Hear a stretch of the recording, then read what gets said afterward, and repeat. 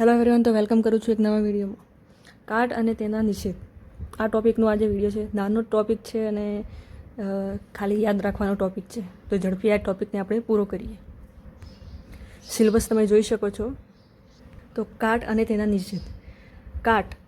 કાટ લાગુ આપણે જોઈએ તો કાટ એવી રાસાયણિક ક્રિયા છે કે જેમાં ધાતુ હવા સાથે અને પાણી સાથે અથવા અન્ય રાસાયણિક પદાર્થો સાથે પ્રક્રિયા કરી નષ્ટ થાય છે. સામાન્ય રીતે કાટ એ ધાતુનું કુદરતી રીતે થતું ઓક્સિડેશન છે. ઓક્સિડેશન પ્રક્રિયા છે, યાદ રાખજો. એક્ઝામ્પલમાં છે કે લોખંડ પાણી અથવા હવાના સંપર્કમાં આવે ત્યારે આયન ઓક્સાઇડમાં રૂપાંતર પામે છે, જેને કાટ કહે છે. Fe+O2+S2 Fe2O3X આ કાટનું સૂત્ર છે. અહીંયા તમે જોયું હોય તો ધાતુના તત્વ રૂપમાંથી સંયોજન રૂપમાં ફેરવાય તેવા રાસાયણિક કે વિદ્યુત રાસાયણિક રીતે થતા પરિવર્તનને ક્ષારણ કહે છે. ક્ષારણ એટલે કાટ જ.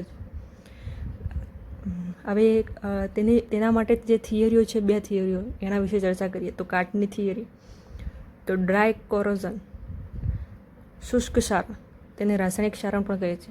એટલે શું અને આમાં શું થાય?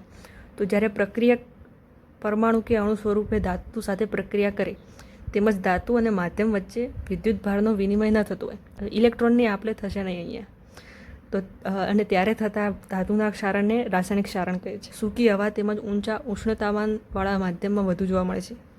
આ ક્ષારણમાં ધાતુની સપાટી પર ક્ષારણ લગભગ એક સમાન રીતે વિસ્તરેલું હોય છે. બરાબર, ખૂબ જ ધીમી પ્રક્રિયા છે. આ ક્ષારણમાં ધાતુ પર રક્ષણાત્મક સ્તર બને છે, તેથી આ ક્ષારણ અટકી જાય છે. આમાં થોડું ક્ષારણ બનશે, પછી Fe2O3નો જે બનશે પદાર્થ, એ એક રક્ષણાત્મક સપાટી બનાવી દેશે ધાતુ ઉપર, જેથી આ ક્ષારણ અટકી શકે છે.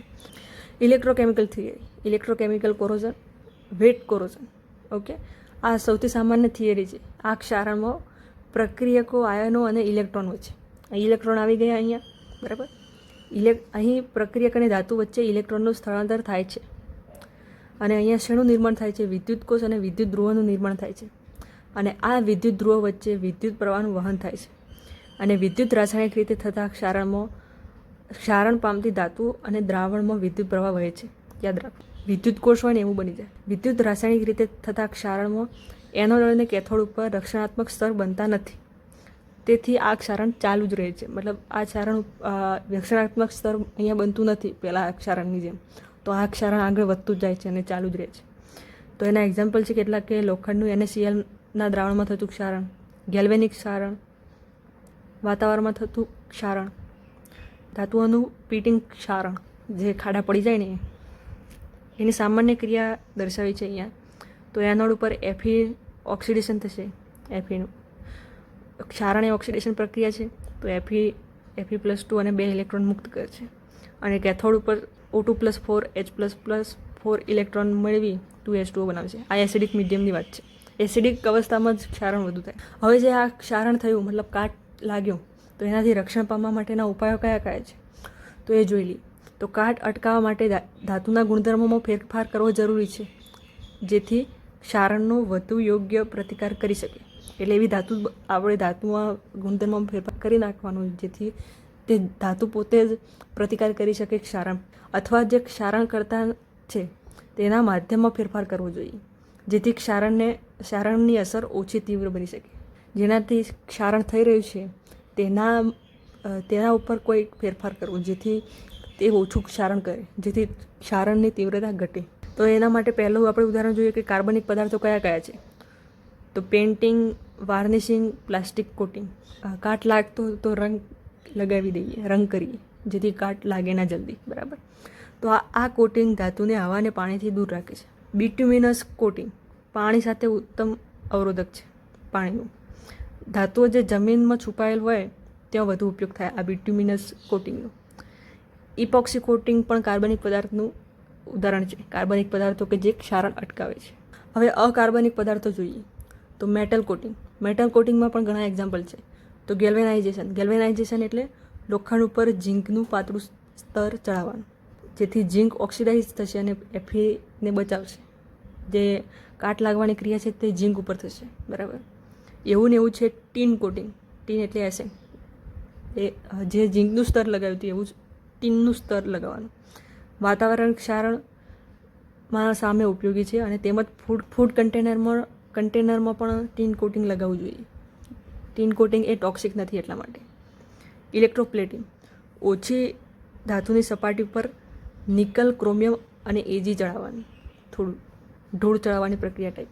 કેમિકલ કન્વર્ઝન કોટિંગ, તેમાં પણ છે ફોસ્ફેટિંગ એટલે ફોસ્ફરસ ચડાવવાનું. એનોડાઇઝિંગ એટલે એલ્યુમિનિયમ ઉપર ઓક્સાઇડ લેયર ચડાવવાની. ઓક્સાઇડ લેયર ચડાવો એટલે તે રક્ષણાત્મક સ્તર તરીકે વર્તે. ગ્લાસ કોટિંગ, જ્યાં હાઈ ટેમ્પરેચર હોય, એસિડિક કન્ડિશન હોય એ માટે લેબોરેટરીના સાધનો ગ્લાસ કોટિંગ કરેલા હોય. સિરામિક કોટિંગ, સિરામિક કોટિંગ ખૂબ જ હાર્ડ હોય, હીટ રેઝિસ્ટન્સ હોય, ગમે તેવું તાપમાન હોય તો પણ રેઝિસ્ટ હોય. જેટ એન્જિનમાં આનો ઉપયોગ થાય છે. હવે વાત કરીએ કેથોડિક સંરક્ષણ. કેથોડિક સંરક્ષણ એટલે શું? તો કેથોડિક સંરક્ષણ એવી વીજ રાસાયણિક પ્રક્રિયા છે જેમાં ધાતુને કેથોડ તરીકે કાર્ય કરવામાં આવે છે, જેથી તે ઓક્સિડાઇઝ ન થાય, એટલે કે તે કાટથી બચી જાય. કેથોડ તરીકે ધાતુને રાખવાની અને એનોડ તરીકે બીજા કોઈને રાખવાનું, જેથી કેથોડ તરીકે જે હોય એનું કેથોડ ઉપર રિડક્શન થાય, જેથી તેને કાટ લાગતો નથી. બરાબર. તો આધારભૂત સિદ્ધાંત છે ગેલ્વેનિક કોષનો. બરાબર. એમાં એક એનોડ જે કાટ ખાય છે અને એક કેથોડ જે સુરક્ષિત રહે છે. અહીં લોખંડને કેથોડ બનાવીને કાટથી બચાવાય છે. બરાબર. કેથોડિક સંરક્ષણના 2 પ્રકાર છે. પહેલું છે ગેલ્વેનિક એનોડ પદ્ધતિ. આ પદ્ધતિમાં લોખંડને બચાવવા માટે તેની સાથે એક વધુ ધાતુ જોડવામાં આવે છે. એક એવી ધાતુ જેનો ઓક્સિડેશન પોટેન્શિયલ વધારે હોય, જે ઓક્સિડેશન પામવાની તેની ક્ષમતા લોખંડ કરતાં વધારે હોય એવી ધાતુ લગાવવાની. અને આ વધારાની ધાતુ સેક્રિફિશિયલ એનોડ તરીકે ઓળખાય. સેક્રિફિશિયલ એટલે કે ભાઈ એને બલિદાન આપી દીધું. એવી કઈ ધાતુઓ છે? તો ઝિંક, મેગ્નેશિયમ અને એલ્યુમિનિયમ. ક્યાં આ પદ્ધતિનો ઉપયોગ થાય? અંડરગ્રાઉન્ડ પાઇપલાઇન અને પાણીના ટાંકા. અંડરગ્રાઉન્ડ પાઇપલાઇનમાં મેગ્નેશિયમ ધાતુ વપરાય. યાદ જ રાખવાનું છે આ ચેપ્ટરમાં, કંઈ ખાસ એવું સમજવા લાયક નથી. તો હવે બીજી પદ્ધતિ જોઈએ કેથોડિક સંરક્ષણમાં. બાહ્ય વિદ્યુત પુરવઠા પદ્ધતિ. Impress current cathodic protection. બરાબર. આ પદ્ધતિમાં ધાતુના પાઇપને કેથોડ તરીકે રાખવામાં આવે છે અને એક એનોડ સાથે પાવર સપ્લાય દ્વારા કનેક્ટ કરવામાં આવે છે. પાવર સપ્લાય આપવાનો, બહારથી કરંટ આપવાનો છે. તો એનોડ તરીકે સામાન્ય રીતે આમાં ગ્રેફાઇટ, પ્લેટિનમ અથવા મિક્સ મેટલ ઓક્સાઇડનો ઉપયોગ થાય છે. આ જે પદ્ધતિ છે લાંબા સમય સુધી રક્ષણ આપે છે અને આનો ઉપયોગ મોટી oil refinery tank, underground storage ટાંકા અને બ્રિજના પાયાની ધાતુમાં વપરાય છે. હવે કાટને અટકાવવાની પદ્ધતિમાં એક નવો ઉપયોગ છે કે જે અવરોધકો, ઇન્હિબિટર. એવા રસાયણો કે જે થોડી માત્રામાં કાટ થવાની પ્રક્રિયાને ધીમી કરે અથવા સંપૂર્ણપણે રોકે. ધીમી કરશે પ્રક્રિયાને. બરાબર. અને એના પ્રકારો કેટલા છે એ જોઈએ. તો પહેલો પ્રકાર છે ક્રિયાવિધિ ઉપર આધારિત. ક્રિયાવિધિના આધારે પ્રકાર પાડવામાં આવે છે. તો પહેલો પ્રકાર છે એનો એનોડિક અવરોધકો. એનોડિક અવરોધકો કયા? તો એનોડ આગળ થતી પ્રક્રિયા ધીમી પડે. એનોડ ઉપર શું થાય? તો ઓક્સિડેશન. તો ઓક્સિડેશન પ્રક્રિયાને ધીમી કરે. બરાબર. તો એના એક્ઝામ્પલ છે સોડિયમ ક્રોમેટ, સોડિયમ નાઇટ્રેટ અને NaNO2. બરાબર. કેથોડિક અવરોધકો કેથોડ ઉપર થતી પ્રક્રિયા ધીમી પાડે અને એના એક્ઝામ્પલમાં છે ZnSO4 અને NiSO4. મિશ્ર અવરોધકો એનોડ અને કેથોડ બંને ઉપર થતી પ્રક્રિયાને ધીમી પાડે. એના એક્ઝામ્પલમાં છે સિલિકેટ્સ અને ફોસ્ફેટ. હવે બીજા પ્રકાર છે રાસાયણિક બંધારણ પર આધારિત. એમાં પહેલો છે કે અકાર્બનિક અવરોધકો જે ખનિજ આધારિત હોય અને સામાન્ય રીતે તે ઓક્સાઇડ, ક્રોમેટ્સ હોય. તો એના એક્ઝામ્પલમાં છે સોડિયમ મોલિબ્ડેટ અને સોડિયમ ક્રોમેટ. બીજો પ્રકાર છે કાર્બનિક અવરોધકો, જેમાં નાઇટ્રોજન, ઓક્સિજન, સલ્ફર ધરાવતા કાર્બનિક સંયોજન. એના એક્ઝામ્પલમાં છે એમાઇન્સ અને યુરિયાના વ્યુત્પન્નો. હવે જે આપણે જે અવરોધકો જોયા તેમની મિકેનિઝમ ઓફ એક્શન એટલે તે કાર્ય કઈ રીતે કરે છે, કાર્ય કરવાના સિદ્ધાંત શું છે એમના, એ જોઈ લઈએ. તો એડઝોર્પ્શન, અધિશોષણ કહેવાની જરૂર ના પડે, આખું લેક્ચર બનાવ્યું છે એના ઉપર. તો અવરોધક ધાતુના પૃષ્ઠ પર અધિશોષિત થાય છે અને કાટ પ્રેરિત માધ્યમ જેમ કે પાણી, ઓક્સિજન અને એસિડ સાથે સંપર્ક અટકાવે છે. બરાબર. અધિશોષિત થઈ જાય એટલે આમના સાથેનો સંપર્ક અટકાવે.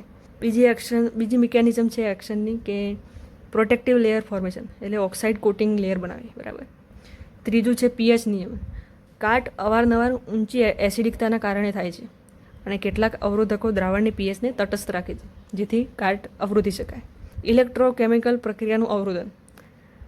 અવરોધકો રિએક્ટિવિટી ઘટાડી દે છે અને એનોડ અને કેથોડની ક્રિયાને અવરોધે છે. રિએક્ટિવિટી એટલે ક્રિયાશીલતા ઘટાડી દે એટલે પ્રક્રિયા ઓછી થઈ જાય એટલે કાટ ઓછું લાગે. તો અહીંયા આ લેક્ચર પૂરું થાય છે. PDF ટેલિગ્રામમાં મળી જશે. તો લાઇક શેર અને સબસ્ક્રાઈબ કરી દેજો. Thank you very much. મળીએ નવા વિડીયોમાં.